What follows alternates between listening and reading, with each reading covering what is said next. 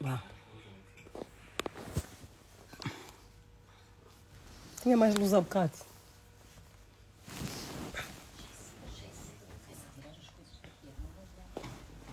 Boa noite a todos. Estamos com uma live um bocadinho mais escura do que é habitual. Eu tentei iluminar ao máximo aqui a minha localização. Estou muito longe do candeeiro. Mas eu acho que me conseguem ver bem. Eu entrei para conversar convosco um pouquinho sobre a semana que marcou o início do mês eleitoral, portanto, o início da campanha eleitoral, para conversarmos um bocadinho sobre os temas da semana. O arranque da campanha eleitoral, o famoso incidente dos motoqueiros, que obviamente ocorreu no primeiro dia do lançamento das campanhas eleitorais. Também quero ouvir as vossas opiniões sobre os discursos dos dois principais candidatos à presidência da República, e claro que também vou dar a minha opinião. Outro tema que também quero abordar é o anúncio, a divulgação dos supostos lucros da Sonangol, superiores a todos os lucros que a Sonangol teve desde 2014, que obviamente que é um embuste, porque isto só está a acontecer porque o preço do petróleo subiu e nunca tivemos um período tão longo com preços de petróleo tão altos, e que se nunca tivemos, estamos a bater um recorde, não é? Se o mundo está a viver um recorde no aumento do preço do petróleo devido à guerra da Ucrânia com a Rússia, é natural que, se nós estamos a vender o petróleo a mais de $100 há tanto tempo,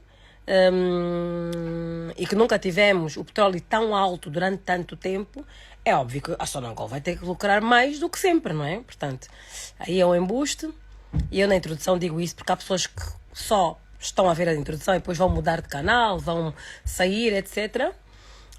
Portanto, são alguns dos temas que eu gostaria de abordar.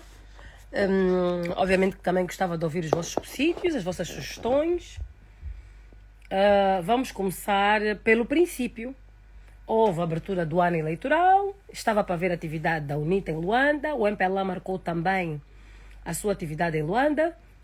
Ouvimos justificação portanto, informação por parte da UNITA que haveria de adiar a sua atividade em Luanda devido ao facto do MPLA marcar sempre atividades nas mesmas datas do que a UNITA, nas mesmas cidades, e a UNITA alegou que em defesa ou na defesa daquilo que são os valores da paz social, da prevenção da intolerância política, preferia evitar organizar no mesmo dia que o MPLA, para que, se amanhã houvesse algum tipo de incidente, não fossem escolher a UNITA como bode expiatório ou acusar a UNITA de alguma coisa. E acho que a UNITA esteve muito bem, porque imaginem aquela confusão toda que houve dos motoqueiros, também para além do comício do MPLA, a confusão dos motoqueiros, também tivesse a haver um comício da UNITA. Então aí é que iriam mesmo acusar a UNITA de estar a causar distúrbio. Até podia haver um problema maior, podia haver, não diria guerra civil, mas podia haver muitos mais mortes, podia a coisa sair mesmo do controle. Portanto, aí eu dou pontos à UNITA por ter decidido adiar a sua atividade e não ter realizado em Luanda a atividade no mesmo dia com o MPLA.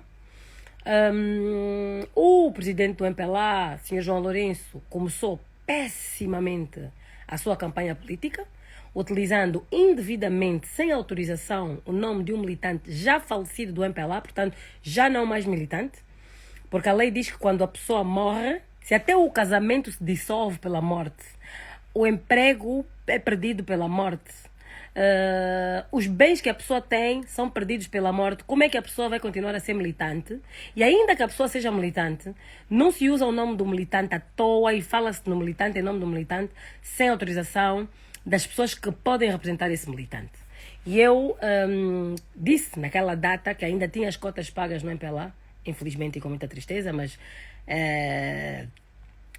que, como militante viva, exigia respeito, porque trata-se do meu pai, e que ninguém autorizou o Sr. João Lourenço a mentir ao povo angolano, a dizer ao povo angolano que havia de honrar Zé Eduardo Santos ganhando as eleições, porque se ele não honrou Zé Eduardo Santos em vida, se ele provocou a depressão de Zé Eduardo Santos em vida, até que o senhor morresse triste, após tantas coisas que todos sabemos que o Sr. João Lourenço e o MPLA não impediu o Sr. João Lourenço de fazer, e o Sr. João Lourenço fez, e o MPLA não impediu o Sr. João Lourenço de fazer, nomeadamente o Comitê Central do MPLA não impediu, o Congresso do MPLA, porque houve 2 congressos, desde que o senhor engenheiro Eduardo Santos deixou de ser presidente da República, o presidente João Lourenço destratou e nenhum dos delegados do Congresso levantou a questão. Membros do Comitê Central, o único que me lembro que tivesse levantado a questão foi o secretário-geral, e que foi imediatamente retirado do cargo, foi promovido um congresso para o retirar do cargo de secretário-geral. Portanto, um partido que proibiu, não é, o rosto de Zé Eduardo Santos nas suas instalações, que proibiu o nome de Zé Eduardo Santos nos seus documentos. O Birro Político fazia documentos até do Dia da Paz, conseguiram fazer documentos do Birro Político em alusão ao Dia da Paz sem citar Zé Eduardo Santos. Isto aconteceu. Então, este mesmo MPLA que assassinou moralmente Zé Eduardo Santos, provocando-lhe uma depressão que foi letal, e ainda apoiando esse governo do MPLA, ainda apoiou pessoas que foram para lá a antecipar mais e adiantar mais a morte do senhor, porque situações e pessoas que nos provocaram stress no passado, ao aparecerem no momento de nossa fragilidade, também provoca stress. Este mesmo partido que foi o autor moral da morte de Eduardo Santos, arroga-se de pegar, fazer um comício de abertura da sua campanha, usar o nome do engenheiro José Eduardo Santos. Já não bastou a promoção do funeral falso, com uma filha falsa, sem corpo presente, sem família, sem autorização, após familiares, nos quais eu me incluo, termos apelado que parassem com aquilo, que respeitassem a família, que a família não estava de acordo, e vai abusivamente tentar pendurar-se na popularidade do meu já falecido pai para tentar apoiar a boleia do MPLA. Mas não, o MPLA não vai apoiar a boleia, porque o engenheiro José Eduardo Santos deixou comigo a mensagem que é para dizer ao povo angolano para votar no Adalberto da Costa Júnior, porque ele preferia ver o Adalberto da Costa Júnior como presidente para salvar o MPLA. Por quê? Porque o MPLA na oposição vai poder reorganizar-se, vai poder pelo menos lutar para sobreviver enquanto partido, vai poder reconciliar-se e vai poder reorganizar-se para num futuro poder vir a concorrer a eleições de forma mais honesta, mais sincera e podendo ajudar melhor a população. Porque Zé Eduardo Santos, acima de tudo, era um grande nacionalista. E ele não podia ser conivente com um MPLA que está a assassinar o povo à fome, que está a matar o povo de fome, que está a tirar as pessoas ao desemprego, que está a destruir empresas, está a destruir empresários. E ele sentia-se muito culpado porque tinha sido ele, Zé Eduardo Santos, a indicar João Lourenço para candidato do MPLA em 2017, que fez campanha, foi levantar a mão de João Lourenço. E para retificar este erro, ele disse-me: é melhor mesmo que fique o Adalberto, porque com o Adalberto pode-se dialogar. O João Lourenço não tem mesmo hipótese. Então, o Sr. João Lourenço, pare de usar o nome de alguém que não queria vê-lo na presidência, que estava altamente arreliado, decepcionado consigo e arrependido de ter-se querido a Luanda e tê-lo recebido já contra a vontade, por uma questão de cortesia, porque era um grande diplomata, Eduardo Santos, e era disciplinado, era militante do MPLA, o senhor era presidente do MPLA, impôs a sua presença, foi à casa do outro, filmou uma pessoa doente, levou câmaras de TPA, faltou-lhe o respeito de todas as maneiras. O senhor esteve aí a engoli-lo, saiu altamente decepcionado. Portanto, nota extremamente negativa para hipocrisia, cara de pau, falta de respeito, espírito de bruxo de João Lourenço. Porque em África, quem organiza funeral alheio, sem ser membro da família, ainda quer esperar receber condolências e reclama que os outros não lhe deram condolência, é bruxo. A nossa cultura africana, ele que não me processe, ou como processe, porque nós temos muitas autoridades tradicionais que irão testemunhar a meu favor, porque a nossa Constituição também prevê o respeito pelo direito costumeiro. No nosso direito costumeiro, banto, o feiticeiro, a pessoa que detestava mais o morto, sempre faz questão de querer ir ao óbito. Mas não pode ser deixado. E ele queria organizar o funeral. Isto são crendices africanas. Eu, por acaso, sou uma pessoa que sou mais pragmática, mas eu respeito o costume da maior parte dos angolanos. E a maior parte dos angolanos não quer ver o bruxo, o feiticeiro do Zé Eduardo dos Santos no óbito dele, muito menos organizar. Agora, nota extremamente positiva para Adalberto da Costa Júnior no seu comício no Ambo. Nota extremamente positiva porque Adalberto da Costa Júnior criticou João Lourenço, justificou porque que não foi aquele velório falso promovido pelo MPLA como forma de propaganda política. Denunciou a propaganda política na forma de um falso funeral, um falso velório sem corpo e sem família. Também dou nota 1000 ao Adalberto da Costa Júnior, porque Adalberto da Costa Júnior prometeu que caso vença as eleições, irá garantir total separação de poderes. Que é isto que nós queremos ouvir. É isto que muitos de nós, enquanto eu fui deputada e alguns deles ainda são, conversávamos. Que há um grupo minoritário de deputados com uma mentalidade mais moderna e que quer ver de facto a democracia consolidar-se, quer ver as instituições evoluírem e que achava, obviamente, que, por exemplo, quando foi criado aquele acórdão que limitava as ações dos deputados e impedia os deputados de irem fazer o seu trabalho de fiscalização, sem ter que estar a pedir autorização ao Presidente da Assembleia, etc., que eu também, não ficamos satisfeitos, porque aquilo retirou poderes da Assembleia Nacional. Aquilo atentou contra a separação de poderes. E conversávamos muito. E eu era até da subcomissão do engenheiro Adalberto Costa Júnior, uma subcomissão de 4 deputados apenas, eu, deputado Adalberto Costa Júnior, deputada Lúcia Damião e deputado Maluca, que também é da UNITA, dentro de uma comissão que tinha 24 ou 26 deputados. Mas nós estávamos na subcomissão da comunicação social, os 4, e aí pronto, às vezes falávamos, o engenheiro Adalberto fazia críticas muito duras, e sempre fez, nunca teve medo, nunca foi cobarde, nunca foi bajulador, e dizia na nossa cara aquilo que achava que estava mal, e eu respeito pessoas assim, eu respeito adversários que têm a verticalidade de dizer as coisas como elas são, e por isso é que, enquanto cidadão, eu acredito que tem, de facto, porque conheço pessoalmente, porque fui colega, porque assisti às intervenções, assisto a postura republicana, a postura democrática com que age, o respeito que tem por toda a gente, que cumprimenta toda a gente, que é uma pessoa simples, que não é uma pessoa prepotente, não é uma pessoa arrogante, é uma pessoa de fino trato, é uma pessoa com princípios e valores morais cristãos, é uma pessoa que é um católico, e sinceramente eu acho que Zé Eduardo Santos fez muito bem em dizer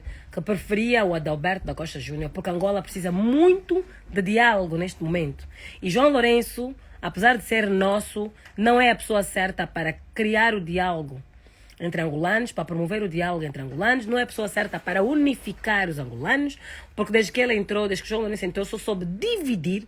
Há divisão nas Forças Armadas, há divisão dentro de todos os partidos políticos, alas, no caso, há divisão nas igrejas, há divisão nas famílias. Desde que este senhor entrou, ele propaga o divisionismo, a perseguição, o ódio, a vingança. E, normalmente, o exemplo vem de cima. O povo tem tendência a imitar, não é? As práticas das lideranças.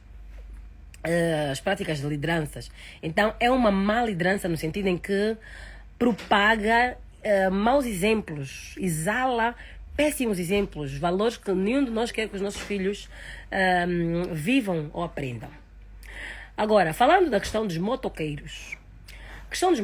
Olha, nós assistimos a tudo pelas redes sociais, vimos vídeos dos motoqueiros pela ilha de Luanda, depois os motoqueiros portanto, a subir ali o 10 de dezembro, naquela cancela do Palácio, que eu conheço muito bem, afinal de contas morei ali naquela zona há mais de 20 anos, morei no Palácio.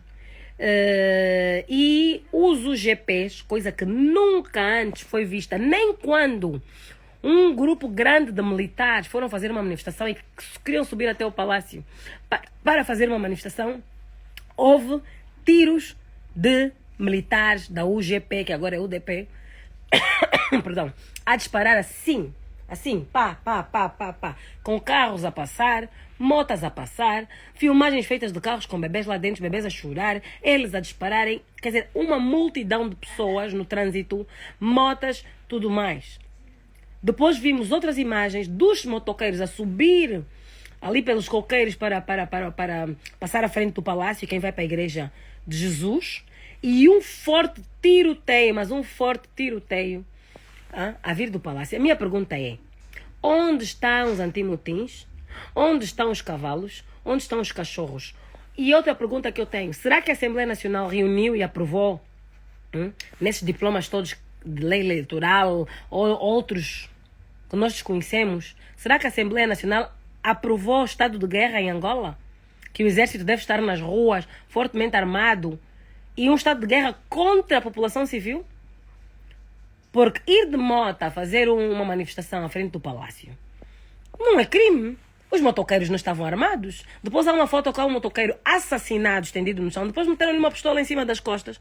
Muito parecida. Não posso dizer que é, porque não posso falar sem provas contundentes. Mas aquela pistola são as novas pistolas da polícia.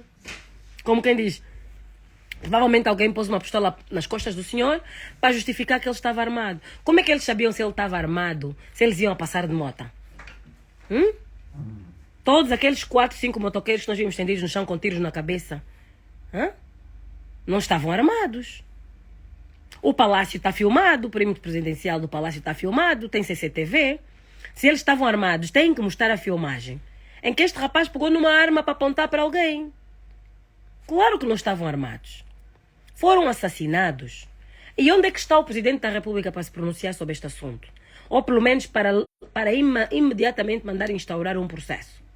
O senhor General Furtado, que é o chefe da Casa de Segurança do Presidente da República, em vez de estar em Espanha a tratar de óbitos alheios, ou será que o seu cargo, nas atribuições do seu cargo, está a tratar de funerais e assuntos? Ele é o diretor da Casa Mortuária de Angola e das transladações dos corpos, ou ele é o chefe da Casa de Segurança do Presidente da República? Desde quando é que o chefe da Casa de Segurança do Presidente da República, em vez de ficar em tempo de eleições, em vez de ficar a tratar dos seus efetivos, dos assuntos de segurança da presidência e do Estado, tem que estar em Barcelona, deitado num hotel a comer e beber à custa do Estado angolano, a pedir room service, a tratar do óbito de uma família que não é dele? Tinha que demitir-se imediatamente. Porque depois foram arranjar bodes expiatórios. Primeiro bode expiatório é que é os jovens do MPLA, o Ancana e o Mário Durão, é que um já está preso, tentou viajar, foi impedido. O preso não, foi impedido ou detido de viajar. O outro é que prometeu 10 mil kwanzas e não pagou, não sei quem. Então, todos os casos de quilapes entre cidadãos de Angola, entra a UGP, vai lá e dá tiros nas outras pessoas que estão a cobrar o quilape.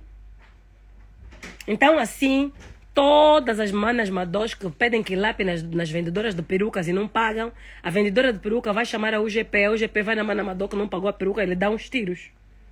É isto que estamos a dizer que é a lei angolana? Desde quando os assuntos de dívidas entre cidadãos, portanto casas cíveis, são tratados pela UDP, UGP, ou seja lá o que é, porque antigamente era ODP, depois virou UGP, agora é UDP. Não é?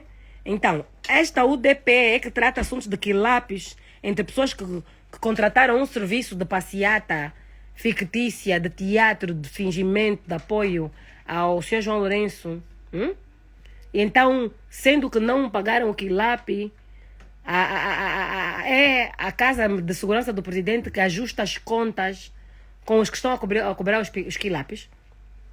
Os que se sentiram lesados tinham que entrar numa esquadra de polícia, pedir proteção, porque pessoas que alegavam que eles deviam dinheiro estavam a pôr a sua vida em risco, e a polícia tinha que protegê-los e ir ter com esses quilapeiros, com os vendedores de serviços, informá-los que para cobrar o quilape eles tinham que se dirigir à esquadra mais próxima a apresentar a queixa, para o caso ir para o tribunal.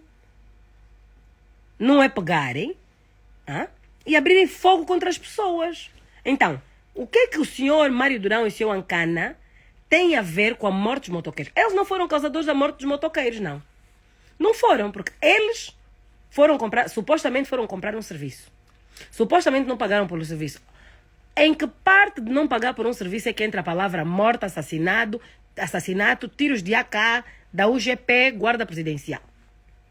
E o que a guarda presidencial tem a ver com assuntos de um partido político com cidadãos da sociedade civil que fizeram um acordo entre si?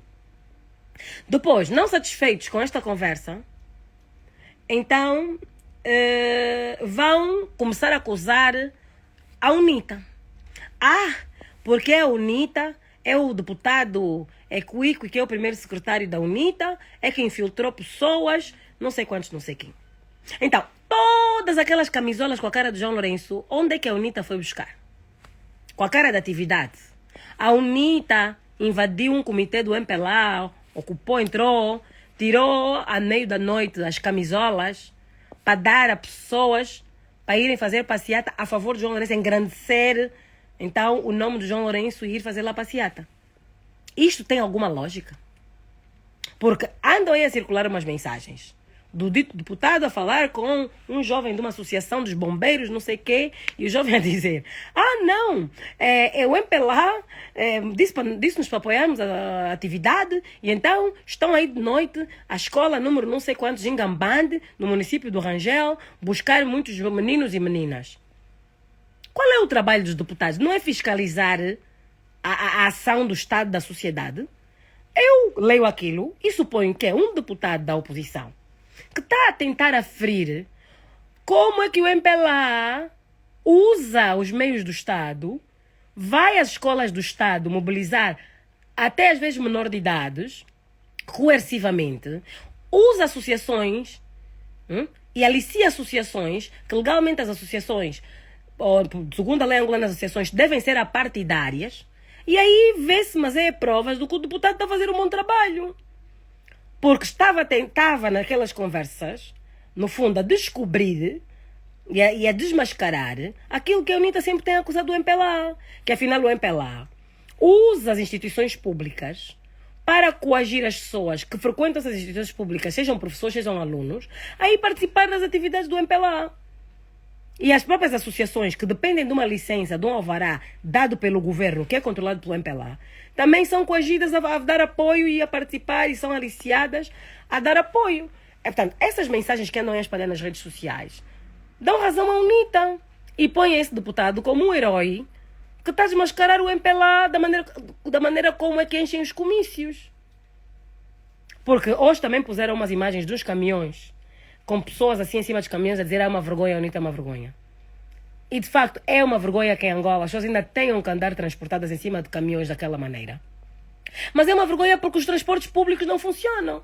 Porque se o senhor João Lourenço e o seu governo tivessem transportes públicos a funcionar, as pessoas por vontade de ir apoiar a UNITA não tinham que subir em caminhões daquela maneira a arriscarem as vidas. Porque haveria transportes públicos, cada um pegaria os seus 100, 200 quantos, pagaria o autocarro e iria. Então, os marqueteiros do MPLA deviam ter vergonha de fazer aquilo. Este é outro tema. Outro tema. E outra coisa. Arranjaram um problema com a Associação dos Taxistas. Acho que chama-se ANATA, né? É esse o nome. Associação dos Taxistas ANATA. A Associação dos Taxistas tentou ser ouvida, tentou negociar com o governo provincial, falaram, conversaram, andaram a bandalhar os senhores. Não têm respeito pelos taxistas. Não entendem que quem faz funcionar a economia das grandes cidades, das principais cidades em Angola, são estes taxistas, porque eles acabam por substituir-se ao Estado e ao governo no seu papel de gerir os transportes públicos coletivos, não é? Acabam por serem cidadãos individuais, particulares, com o seu pequeno negócio, micronegócio, a assegurar este transporte de pessoas e bens para que a economia funcione. E nem sequer têm o respeito e a hombridade de ouvi-los com olhos de ouvir. Não é ir fingir que reúnem com ele para lhes impor situações. Porque eles têm que ser parceiros do Estado. Eles não têm que ser criados cachicos, nem pagantes à AGT, sem coisa, sem uma negociação prévia. Até deviam receber subsídios. Até deviam receber financiamento bonificado para comprar os seus carros, para fazer reparação dos seus carros, para compra de peças. Porque no fundo eles estão a prestar um serviço que o Estado se furta a prestar, que o Estado não consegue prestar. Merecem mais respeito. Outro tema que fazia parte da minha agenda. Deixa-me ver aqui.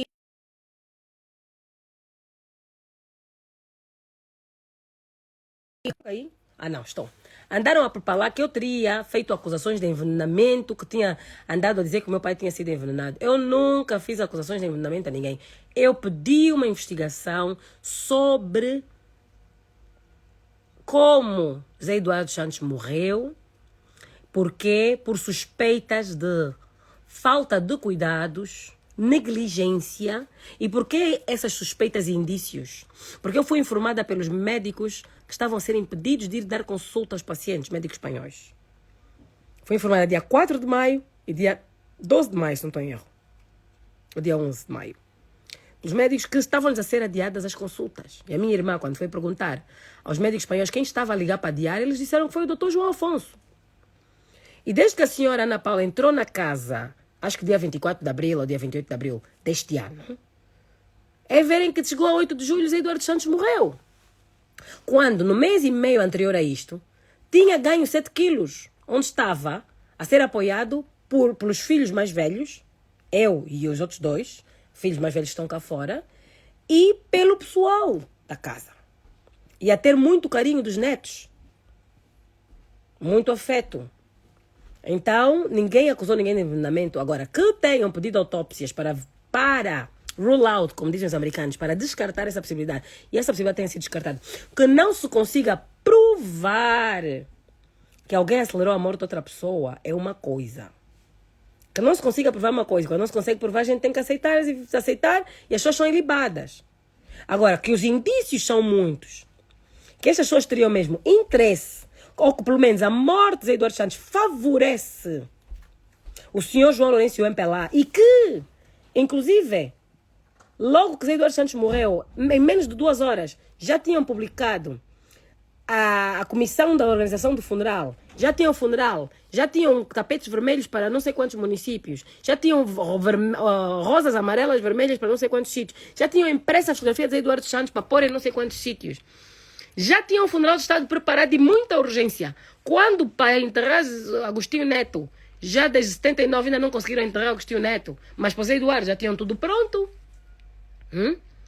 Com direito a TPA em direto, chamar Maria Eugênia Neto, a senhora dona Maria Eugênia Neto, para vir apelar ao bom senso para entregar o corpo do pai. Por que a sua excelência, a senhora dona Maria Eugênia Neto, não entrega o corpo do seu marido? Já gastaram o dinheiro, já meteram as flores, já meteram o tapete. O corpo de Agostinho Neto já está aí no mausoléu desde 79. Por que não aproveita os comes e bebes, os dinheiros gastos, para não se desperdiçar e enterra o seu marido? Então, o marido dela, desculpe falar assim com todo o respeito, tem que esperar 50 anos para ser enterrado. O Zé Eduardo é que já com muita rapidez, ansiedade, avidez, que já era na sexta-feira seguinte, não sei o que, tudo a correr. O ex-primeiro-ministro do Japão faleceu no mesmo dia de José Eduardo dos Santos. O funeral anunciado pelo Estado do Japão, o governo do Japão, vai ser dia 27 de setembro. De 8 de julho, o Estado japonês, que é um país altamente desenvolvido, que tem orquídeas que não acabam mais, tem flores, produção de flores que não acabam mais. Tudo o que possamos pensar o Japão produz, é um dos países mais desenvolvidos do mundo, mas o Japão precisa de 8 de julho até 27 de setembro para organizar um funeral de Estado com a devida vénia e pompa necessária para que todos os chefes de Estado do mundo que estejam interessados em ir possam organizar as suas delegações, tratar os seus vistos, com antecedência tratar dos hotéis, fazerem-se colóquios, fazerem-se as homenagens que têm que ser feitas, sensibilizar a população sobre qual é o papel daquela pessoa naquele país, tudo mais. Só o senhor João Lourenço é que logo que o senhor morreu, o corpo ainda estava quente, o filho ainda não sabia, ele já estava a anunciar com regozijo o falecimento do senhor. E anunciar já a comissão de enterros, tudo, com Carolina Cerqueiras, bandos de bajuladores, bandos de gente falsa, e não sei quantos a organizar. Mas essas pessoas quem são? Essas pessoas quem são? São as famílias de Eduardo Santos. Hoje ele, nos sonhos dele, é filho de Eduardo Santos e nós não sabemos. Como tem tantos outros que também apareceram aí, outro apareceu para receber condolências e não sei o que mais. Não conseguiu exibir o seu registro de nascimento assinado pelo Zé Eduardo dos Santos. Não consegue exibir uma foto do Zé Eduardo Santos ao lado dela, apagar uma vela de aniversário. Foi lá, porque meu pai, não sei o que, não sei o que. Só se o presidente João Lourenço também, nos seus sonhos, também é filho de Eduardo Santos. Porque é a única justificação dele querer organizar o velório e receber condolências. É a única justificação. Não há mais justificação nenhuma. Então, é assim. Eu digo uma coisa. Filhos do Zé Eduardo dos Santos, somos todos os angolanos que o amamos. Muitos que até foram injustiçados por ele já o perdoaram e hoje o defendem. Muitos que até foram perseguidos pela máquina do MPLA, mas quando viram que também já estavam a exagerar, disseram, não, esse senhor pode ter cometido alguns erros, podia não estar a conseguir adaptar 100% àquilo que era a democracia que ele mesmo queria implementar, mas não estava a conseguir implementar toda. Eu sofri com isso, mas não, é mentira. Ele também fez coisas boas, não merece. Até aí não merece. Até os adversários políticos vieram em sua defesa. Porque uma coisa é ser adversário político. Outra coisa é ser bruxo e inimigo até a morte.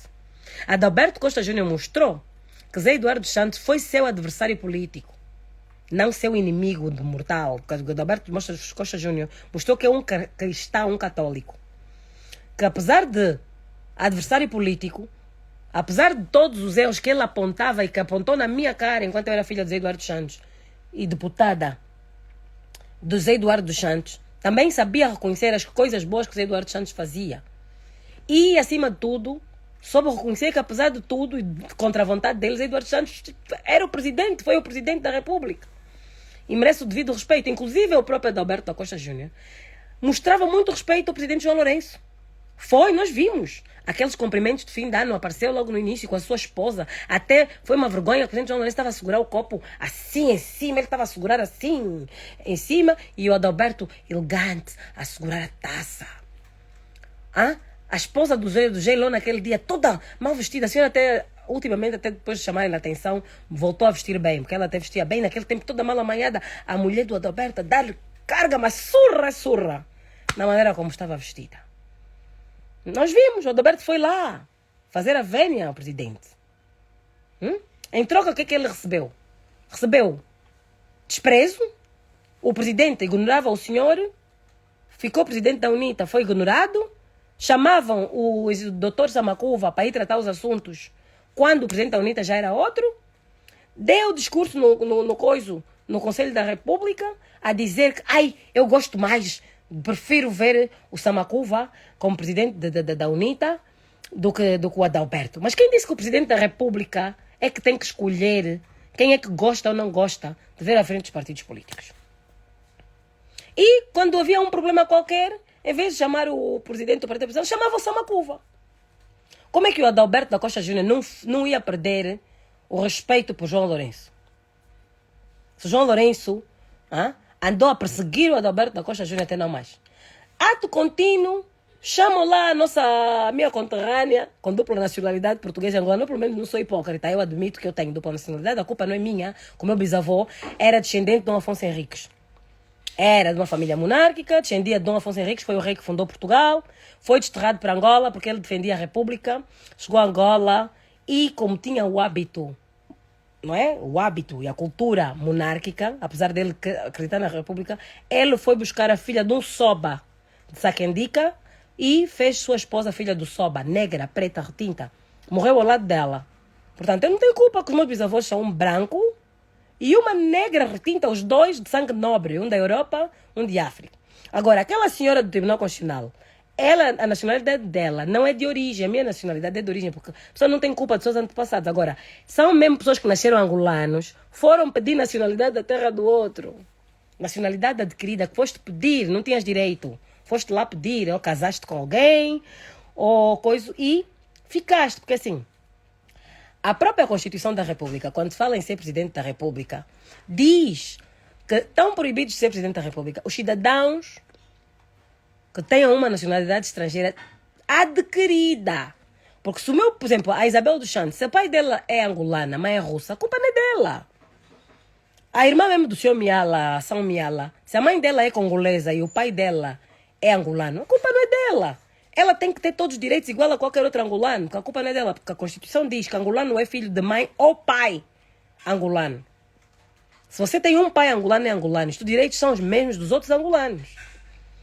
Ou mudam a Constituição e dizem que quem tem um pai estrangeiro não pode ser angolano. Proíbam a dupla nacionalidade.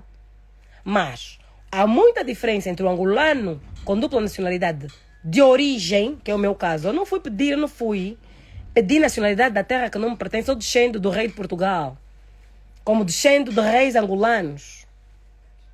Não é como a nossa juíza do Tribunal Constitucional, que é mesmo filha 100% de angolano, não tem nenhum avô branco, não tem nenhum avô português, mas foi mesmo pedir o passaporte da terra dos outros. Coisa. Como é que é?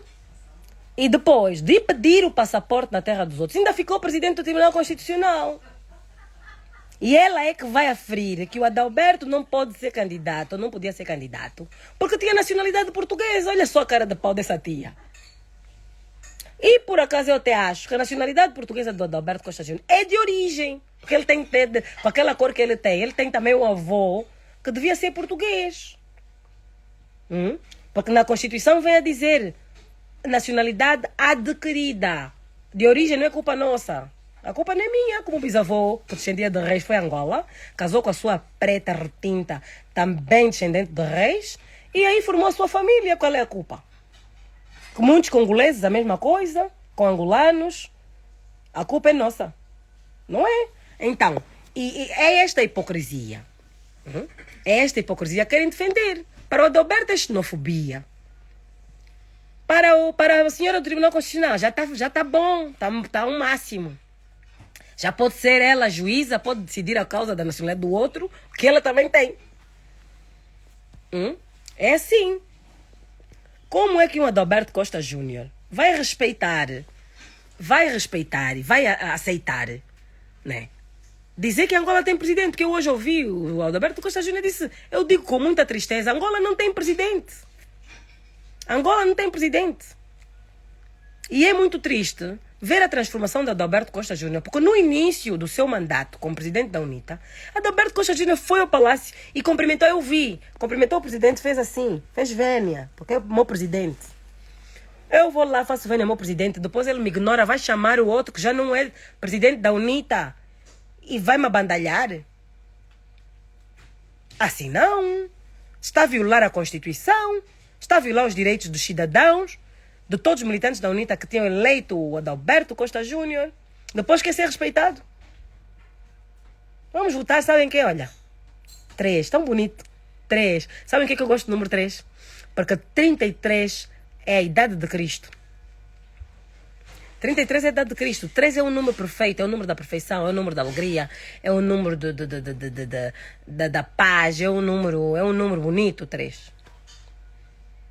É um número muito bonito. E 3 vezes 3, 9. A prova dos 9 aí não falha. Não falha.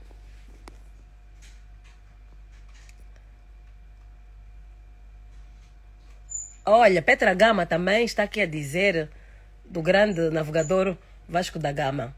Pois é. É que assim, estamos todos juntos, mas não estamos todos misturados. Nem todo mundo que esteve no MPLA, ou que está no MPLA, ficou pessoa por causa do MPLA. Desculpa, o meu bisavô era descendente de Dom Afonso Henrique. O meu bisavô chamava-se Júlio Carlos Maria Galvão Mexia, Infante Pereira dessa, Barreto de Figueiredo de Perdigão. A minha bisavó era filha do Soba de Sacandica. Nem todos nós ficamos pessoas da elite por causa do MPLA.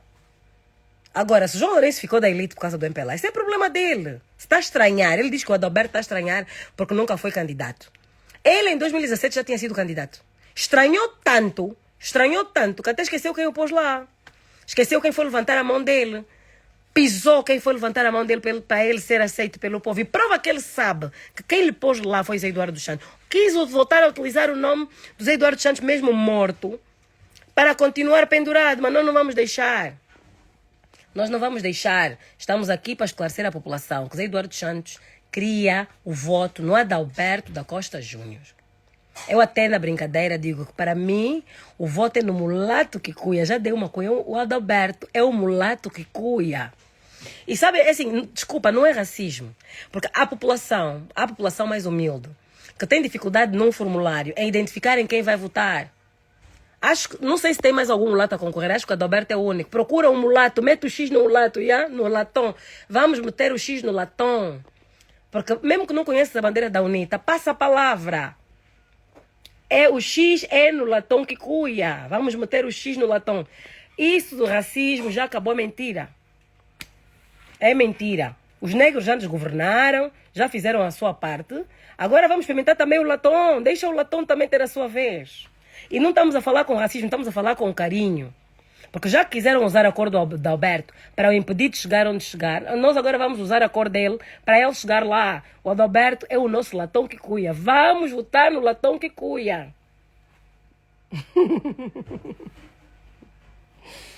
Vamos fazer pegar isso. É o nosso latão que cuia, não vale a pena. Ninguém mexe com o nosso latão. Nós vamos votar. Quem não se lembrar do 3, quem não gosta da UNITA não faz mal, porque é assim, muita gente não está a apoiar a UNITA, está a apoiar o cidadão Adalberto da Costa Júnior, as ideias do cidadão Adalberto, porque há pessoas que não são da UNITA, pessoas que não se revêem na UNITA, mas se revêem no Adalberto. Então, não olhem, se você não gosta da UNITA, não olhem na bandeira da UNITA, olha no Adalberto, aquele que está a dizer as coisas que você sempre esperou, aquele que vai fazer aquilo que você quer, o nosso latão que cuia. Vamos embora. Eu agora entrei na campanha, vai pelar que me expulse, mas eu não ponho nada acima da minha família, e o último desejo do meu pai era que o Adalberto fosse presidente da República. Eu irei lutar por isso, ainda que isso me custe o cartão do MPLA, que também já não me faz falta, nem sei onde é que ele anda. Que me expulsem. Porque, na verdade, esta minha campanha em prol do Adalberto da Costa Júnior é mesmo para salvar o MPLA. Porque se João Lourenço comete o erro de ganhar as eleições com Batota e ficar à força, o MPLA vai acabar. O MPLA vai acabar porque ele não vai conseguir governar. Ele já não tem credibilidade. As lutas internas vão continuar, vão aumentar, o partido vai implodir. A única forma de salvar o MPLA é deixar o MPLA ir para a oposição, para que o partido possa organizar-se. Porque o partido indo para a oposição, João Lourenço é obrigado a deixar o lugar do presidente do partido. O MPLA pode eleger um novo presidente, um presidente da unificação, da reconciliação, um presidente da pacificação, até podia ser mesmo Boa Vida Neto, que foi o único que mostrou lisura. Ele foi leal, estava a ser leal ao João Lourenço, mas não aceitou trair o Zé Eduardo, mostrou ter caráter. Que seja, ou que abram as candidaturas para qualquer pessoa que queira ir lá lutar para ser presidente do MPLA. E que o partido se possa organizar, que o partido se possa reconciliar, que o partido se possa voltar a encontrar e poder ajudar os angolanos mais lá na frente. Ainda tentar disputar depois em 2027 ou em 2032. Mas se a minha casa está a cair, e eu sei que a minha casa está a cair, vou convidar os outros para entrarem. Não posso. Se o MPLA tem os tetos a cair, eu vou convidar o povo para entrar. Não, eu vou dizer, meus irmãos, eu não tenho como sair, eu estou aqui preso. Vocês não entrem. Não entrem, vão morrer. Deixem vir os bombeiros. Deixem os bombeiros resgatarem-me. Deixa fazer a obra. Quando a casa estiver erguida, novamente, eu darei uma inauguração e convidarei todo o bairro. É que o MPLA tem que fazer. A casa está a cair. O MPLA tem que ser resgatado. Tem que se voltar a pôr sapatas aí para segurar os pilares que estão rachados. Quando tiver os pilares bem assentes, a remodelação feita e a casa bonita e pronta para receber o povo angolano, então aí o MPLA abre novamente as portas. Mas até lá nós temos que ter a humildade de admitir perante o povo angolano que não estamos em condições. E foi o próprio MPLA que propôs essa Constituição da República. Constituição da República que prevê a alternância política. Porque não existe democracia sem alternância.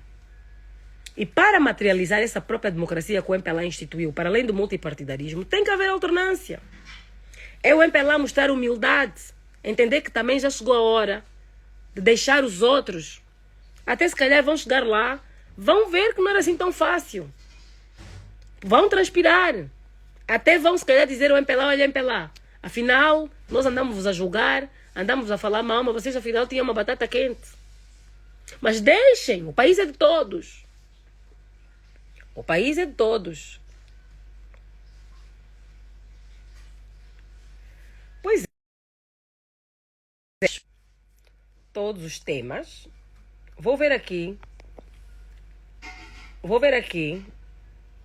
Quem está. Olha, está aqui o Lieng. Ele gosta muito de falar, mas eu não vou chamar o Lieng, porque o Lieng está numa posição um bocado ingrata.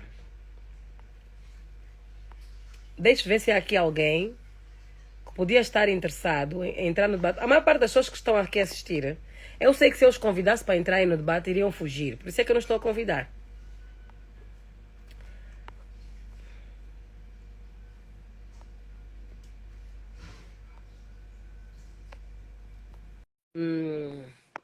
Vamos ver se aparece alguém que possa comentar. Ainda que venha exercer o contraditório, ainda que seja alguém que venha aqui acudir o João Lourenço, né?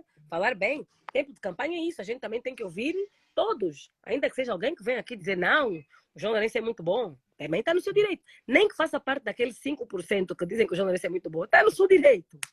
Está no seu direito, porque perder ou ganhar é a festa da democracia. O MPLA, quando perder, será a festa da democracia. Tem que aceitar. Vamos ver quem está aqui.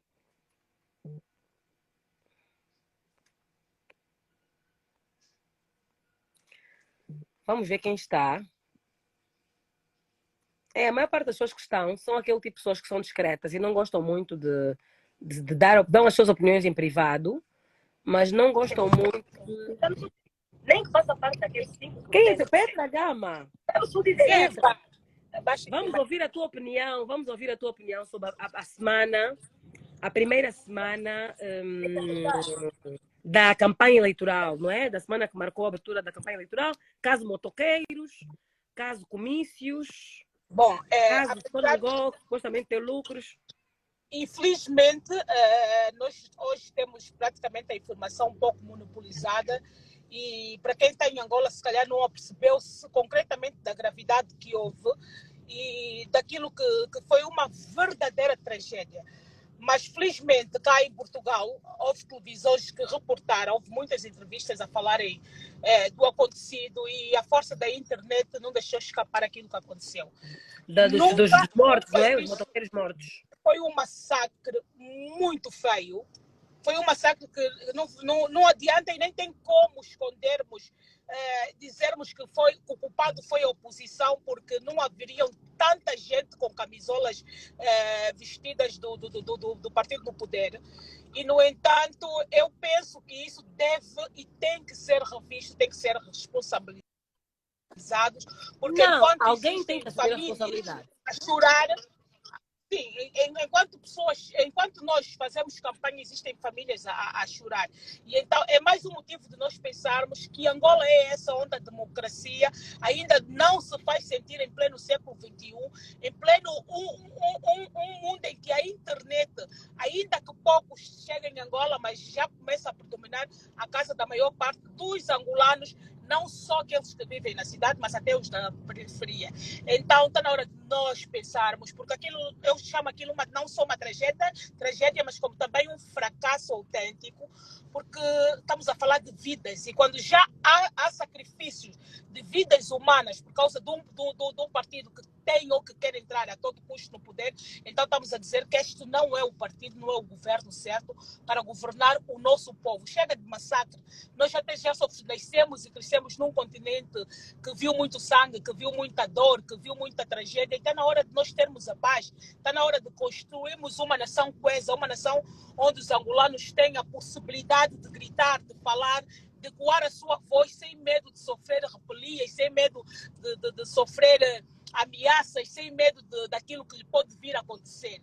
E eu acho que a liberdade e a democracia que o presidente de Angola nos prometeu quando foi ser presidente é isso, as pessoas poderem exprimir-se e ter liberdade de expressão para poder dizer eu sou deste partido, eu sou daquele partido. A democracia faz-se com paz, a democracia faz-se com liberdade de expressão, a democracia faz-se com pessoas livres. E, no entanto, parece que nós estamos... A formação, será que esses efetivos não precisam de uma formação para saberem a diferença? como devem agir quando estão a lidar com civis, como devem agir quando estão na guerra, quando estão lá a lutar contra a fleca, nas armas, na floresta, como devem... Quando é que entra a polícia, quando é que entra a casa militar, quando, não será também, quer dizer, os próprios chefes, será que têm informação?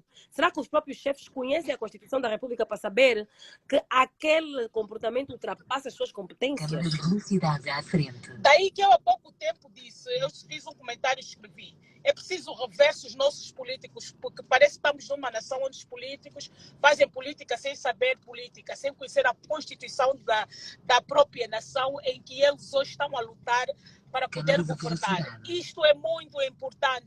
É muito importante os nossos políticos poderem dar uma revisãozinha. Aliás, devia ser obrigado a saberem pelo menos um pouco da nossa Constituição para não atropelarem aquilo que são as leis vigentes do nosso país. Porque é o que nós todos os dias estamos a ver, as nossas leis a serem violadas, a serem ultrajadas, o nosso povo a ser maltratado por falta de conhecimento e domínio das nossas próprias leis. Então, sim, isto é um facto, Xizé. Está na hora de os nossos políticos saberem fazer uma formação um pouco mais, não somente sobre a nossa legislação, mas pelas políticas que figuram a própria Constituição do nosso país, para assim poderem aplicar e deixarem de violar a própria Constituição. Sim, porque o general Furtado veio a público depois daquelas mortes, quando eu fiz as críticas, e mandou-me calar, olha, calce, porque a senhora tem que ler o que está escrito na Constituição, que a Casa Militar está em prontidão e não sei quantos, e estamos a fazer o nosso papel. Oh,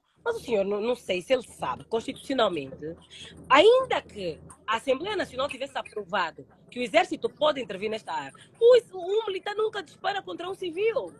Com certeza. Mas ele próprio, que é o próprio general... não sei se não sabe, ou se esqueceu, ou se precisaria de um ofuscamento. A pessoa fica sem saber. Se não conseguir manter a ordem pública, quem é que vai manter, afinal? Se a nossa segurança, não é, como cidadão, depende da própria polícia, dos próprios militares. Quando eles não conseguem manter a ordem pública, quem é que vai manter? O país torna-se um caos. E é o que aconteceu. Agora, o ataque do general. Mas os militares parece que têm dificuldade em perceber quando é que é o momento, tipo, eles têm dificuldade em perceber como agir numa situação. O que nós vimos ali mostrou que numa situação de mínima pressão, os UGPs entram logo em stress e disparam logo contra as pessoas. Quer dizer, podiam pegar, chamar rapidamente reforços. Já porque eu até sei que todas as forças de defesa e segurança estão em prontidão e estão em alerta desde o dia 6 de julho. Eu, por acaso, gostaria de saber porquê. Mas tive a informação, até parecia que sabiam que o Eduardo Santos ia morrer. Porque desde o dia 6 de julho que deram ordens para ficarem todos em prontidão. Em Catete e Luanda, por exemplo. Então, estão todos em prontidão. Se a UGP ou o DP chamasse a polícia de choque, eles em menos de 5 minutos iam se pôr ali com gás lacrimogéneo, balas de borracha, cães e não sei o quê, para reprimir aquela manifestação. Não é pegar e dar os tiros diretamente, quer dizer, para os carros, etc, etc. Enfim, olha, tudo isso é extremamente lamentável e um apelo que eu faço, o boca a boca sempre passa, tem mais de 2.600 e poucas pessoas nessa live. Isso é bom para que vocês possam refletir o país que vocês querem que os vossos filhos herdem, o país que vocês, para as pessoas de 18 anos, que vocês querem crescer, o país a nação que vocês querem, e orgulhar-se um dia de dizer, eu nasci em África e a minha nação é Angola. Eu ajudei a pôr o governo que realmente trouxe mudança. Eu elegi o fulano ou o Beltrano e estou arrependido ou não arrependido. Então, está na hora de vocês pensarem, mas pensem a nação, não pensem o partido. Olha, há aqui uma senhora que está a dizer, no tempo do menino Rufino, há aqui uma pessoa que escreveu, no tempo do menino Rufino não falaste nada. Eu gostaria de esclarecer, eu por acaso fiz um áudio, acho que essa pessoa não ouviu o áudio, obviamente não ouviram todos. Quando foi assassinado um menino de 14 anos, acho que foi no Zango, não tenho certeza, ou em Viana, ele morreu numa das periferias de Luanda, morto por um UGP. Logo em seguida, houve uma plenária. Acho que foi no mês de novembro de 2013, se não estou em erro. Eu, na plenária, contra a indicação da minha bancada, porque não havia nenhuma orientação, eu pedi a palavra ao presidente da Assembleia. Só fui perguntar a uma pessoa, se ele tinha sido ministro do Interior. Fui ter com o general Ngongo. Disse, General Gongo, eu estou com uma coisa aqui atrasada. Eu não posso sair dessa plenária sem endereçar as condolências à família desta criança e sem fazer um apelo para a coisa. E o General Gongo disse, olha, desculpa, isso que tu vais dizer, acho que é correto. Acho que não tem mau nível. Podes falar, se tiveres algum problema, eu vou dizer que eu também aconselhei. Eu pedi a palavra, choquei todo mundo da minha bancada, como quem diz, isto não estava na agenda. Eu pedi a palavra e dei as condolências à família enlutada. Disse que como mãe, mulher, estava chocada. E que pedia, e o ministro da Defesa estava lá sentado, chamava-se João Manuel Gonçalves Lourenço, estava lá sentado. Era uma reunião do Orçamento Geral do Estado, da apresentação do Orçamento Geral do Estado. Estava lá o chefe da Casa Civil do Presidente da República, em representação do Presidente da República. O ministro do Interior era o Ângelo da Veiga Tavares, o ministro da Defesa, João Lourenço, lá sentado. Quando aquele GP disparou, o ministro da Defesa era o João Lourenço, o chefe da Casa Militar era o Copelipa, o ministro do Interior, Ângelo Tavares. E eu pedi a palavra e disse, aproveito a presença do ministro da Defesa, ministro do Interior, para exortar a todas as nossas forças de defesa e segurança que possam apresentar aqui à Assembleia Nacional uma proposta de orçamento para a formação dos nossos efetivos, porque nós temos uma polícia competente, nós temos um exército. Se nós hoje em dia temos as nossas fronteiras, a nossa integridade territorial, indivisível, é porque o nosso exército, nossa polícia trabalha. Mas não podemos tirar esse mérito ao nosso exército. Mas há necessidade grande de que todos os polícias militares, efetivos da Marinha Mercante, de todas as forças de defesa e segurança, dos bombeiros, etc., conheçam a nossa Constituição e saibam quais são os direitos do cidadão. E quais são os deveres deles. É importante e urgente. É importante que conheçam, têm que conhecer a Carta Universal dos Direitos do Homem, certo, para entenderem quais são os limites da ação deles. E têm que ser bem treinados. E até também sugeri que fizessem testes psicotécnicos para que se pudesse saber qual é o perfil psicológico de cada pessoa que vai pegar numa arma. Uma pessoa certo, que tem uma reação à pressão, quer dizer, que não se contém, que não se consegue controlar a pressão, não pode estar na linha de fogo, não pode estar numa situação dentro de um palácio presidencial num momento eleitoral. Tem que estar no quartel ou no tipo de função, vai cozinhar, pode fazer a comida do exército como aquele comunista. Mas nós tivemos recentemente o caso das Lundas, por exemplo, com assassina de sangue. O caso do são armas em mãos erradas. Exatamente. Não, e aliás, até hoje, não rolou nenhuma cabeça grande naquele caso. Ora bem. Das Lundas. É assim, porque foram desculpa, não. Não é por mal, tenho todo o respeito, gosto muito do seu ministro do Interior, como viu crescer, como pessoa, mas num país normal, o ministro do Interior tinha que pôr o cargo à disposição, porque aquilo foram mortes.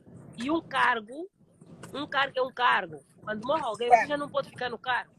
Não importa se tens culpa ou se tens razão, sais. Porque foram tirar o comissário da polícia. O ministro do Interior ficou lá. Eu gosto muito dele, gosto muito. Mas se eu fosse ministro do Interior, morreu alguém, eu punha o meu cargo à disposição. Dizia, olha assim, morreu alguém, foram os meus efetivos, põe o meu cargo à disposição e quero o inquérito. Depois do inquérito e ficar apurado que eu não tive culpa, se me quiserem readmitir, readmitam. Mas eu, enquanto não for apurado a responsabilidade, eu não posso ser ministro, porque não tenho moral. Com certeza. Com certeza. Mas aconteceu. O Ecafunfo, né? Foi a questão. E esse assunto já tem Amnistia Internacional, tem tudo. E daí a importância, mais uma vez, daquilo que tu disseste há pouco tempo, os nossos militares e todo o corpo da polícia, da marinha, fazerem formações, conhecerem a Constituição para que não haja armas em mãos erradas.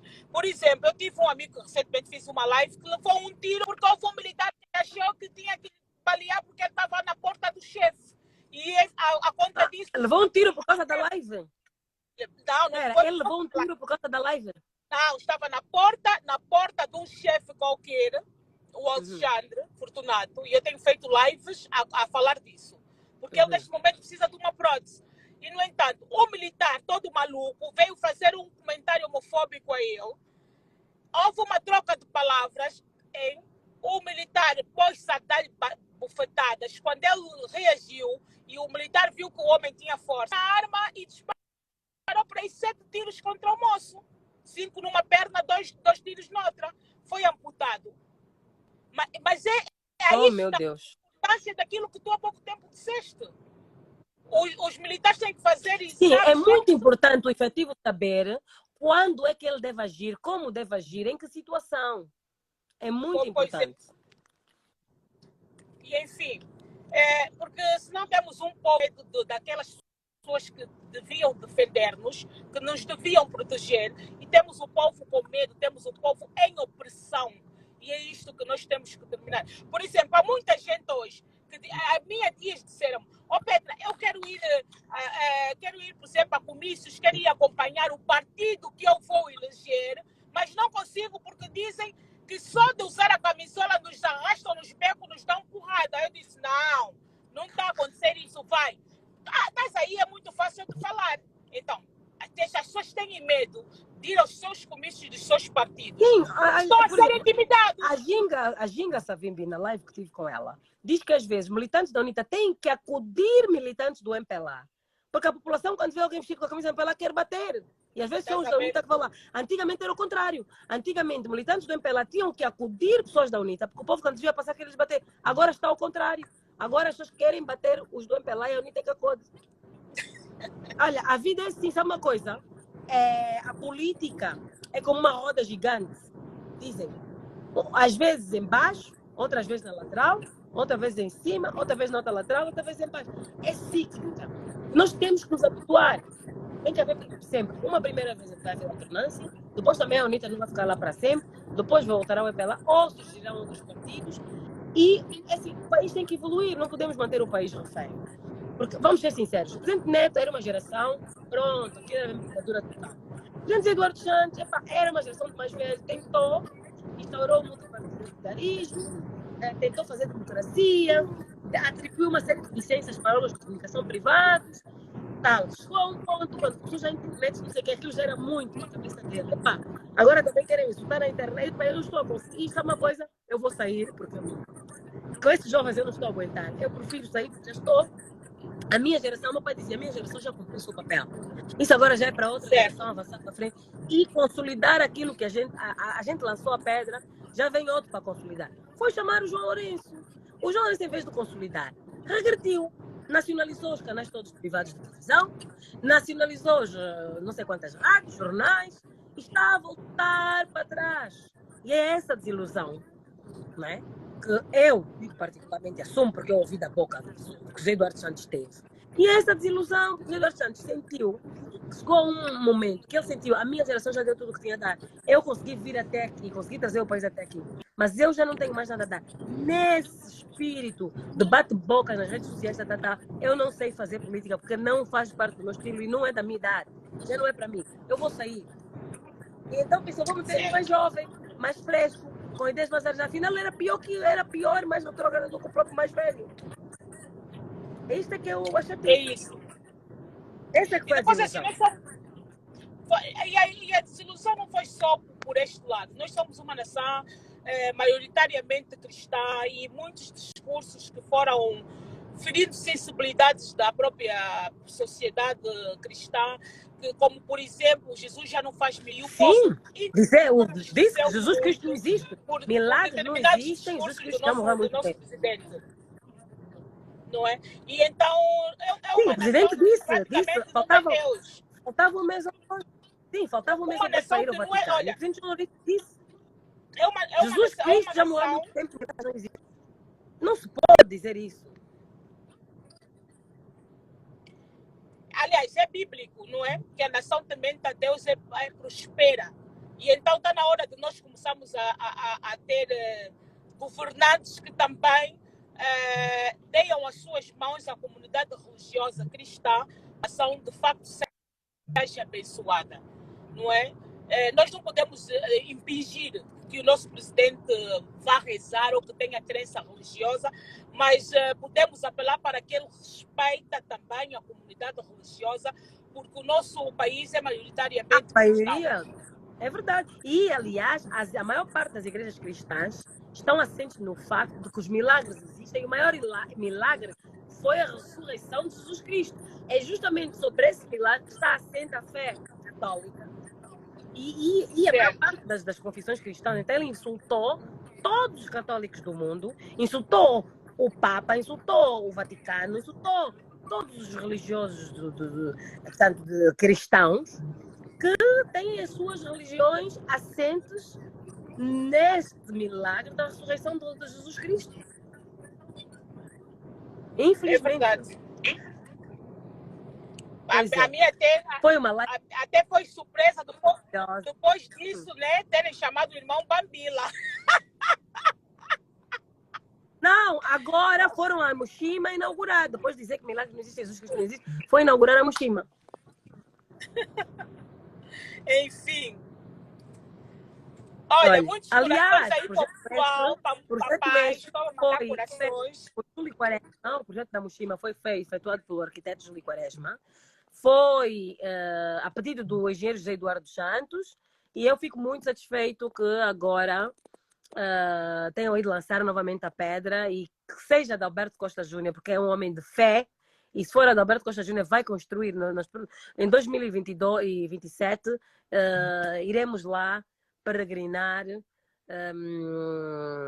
em homenagem a Zé Eduardo Santos, que foi de facto quem lançou o projeto. A Petra caiu. Bom, durar pouco. Era uma live. Nós tivemos aqui muito tempo. Vou aproveitar para me despedir antes que eu caia também. Aqui onde eu estou também não tenho muita rede, nem tenho muita luz. Então, olha, um grande abraço a todos. Muito obrigado. Já sabem que o meu voto vai ser no 3 do Adalberto Costa Júnior. Eu não digo ACJ, sabem por quê? No boletim, vamos passar a palavra. No boletim de voto está escrito Adalberto da Costa Júnior. Se nós falamos ACJ, quem não sabe, vai procurar no boletim onde é que está escrito ACJ, não vai encontrar. É Adalberto da Costa Júnior. Vamos votar no latom. Passem a palavra. Estão a ver no boletim? Lá só vai ter um latom. Por favor, corrijam-me se tem lá mais um latom nos outros coisas, partidos, mas acho que não. Nesse boletim só vai ter um latom. Você vai lá, mete o X no latom. Latom que cuia. Adalberto da Costa Júnior, 3. Até o falecido, meu pai Zé Eduardo dos Santos, fanático do MPLA, disse, não, é melhor o Adalberto da Costa Júnior. Com o Adalberto da Costa Júnior ainda dá para dialogar. João Lourenço, não vale a pena. Não vale a pena. Então, se você quer honrar, e vai honrar, olha, vão honrar duas lideranças, vão honrar Zé Eduardo Santos, vão honrar Jonas Savimbi, de uma só vez. Já viram o quê? Aqueles dois homens que em 91 assinaram os acordos do Bicesse, apertaram a mão. As suas duas almas irão ser honradas com o voto no 3. Quando você vota no 8, só vai alegrar o João Lourenço, que lhe fez mal, que subiu os preços, subiu o câmbio. Se você votar no Adalberto Costa Júnior, você vai alegrar o Savimbi e o Zé Eduardo dos Santos. Não há dúvida. Vamos votar no 3. 3 é no latom. X no latom. Vamos embora. Um beijo a todos. Nosso latom que cuia. Não é racismo, é mimo. O latom que cuia, bate bué. Vamos votar. 3. Um beijo.